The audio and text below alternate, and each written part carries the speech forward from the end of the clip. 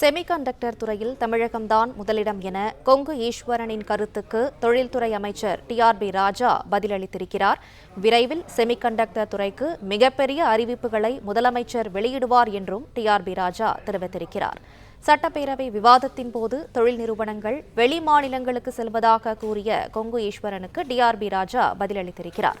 Semiconductor துறையில் தமிழகம்தான் முதலிடம் என தொழில்துறை அமைச்சர் டிஆர்பி ராஜா பதிலளித்திருக்கிறார். விவரங்களை செய்தியாளர் பாண்டியராஜன் வழங்க கேட்கலாம். பாண்டியராஜன் வணக்கம், மேலும் விவரங்களை சொல்லுங்க.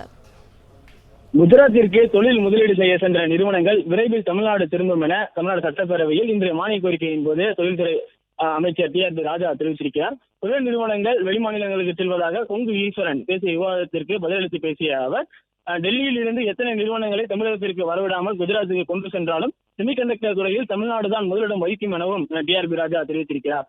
குஜராத்தில் முதலீடு செய்ய சென்றவர்கள் அங்கு சந்தோஷமாக இல்லை எனவும் அவர் குறிப்பிட்டிருக்கிறார். விரைவில் தமிழகத்திற்கு திரும்புவார்கள் எனவும், விரைவில் செமிகண்டக்டர் துறை மிகப்பெரிய அறிவிப்பு முதலமைச்சர் அறிவிப்பார் எனவும், அதன் மூலம் தமிழ்நாடு முதலிடம் வகிக்கும் எனவும் அமைச்சர் டிஆர்பி ராஜா இங்கு அவருடைய மானிய கோரிக்கையினான பதிலுரையின் போது தெரிவித்திருக்கிறார். குறிப்பாக டெல்லியில் இருக்கக்கூடிய அவர்கள் தமிழகத்திற்கு வரக்கூடிய தொழில் முதலீடுகளை மாற்றி குஜராத்திற்கு கொண்டு செல்வதாகவும், அங்கு தொழில் முதலீடு செய்ய சென்றவர்கள் மகிழ்ச்சியாக இல்லை எனவும் அவர் குறிப்பிட்டிருக்கிறார். அதன் காரணமாக தமிழ்நாட்டில் செமிகண்டக்டருக்கு முதலீடு செய்வதற்கு குஜராத்திற்கு சென்றவர்கள் இங்கு மீண்டும் வருவார்கள். தற்போதும் செமிகண்டக்டர்களுடைய முதலீட்டாளர்களுடைய வருகை தமிழகம்தான் முதலிடத்தில் இருப்பதாகவும் தொழில்துறை அமைச்சர் டிஆர்பி ராஜா தெரிவித்திருக்கிறார். விவரங்களுக்கு நன்றி பாண்டியராஜன்.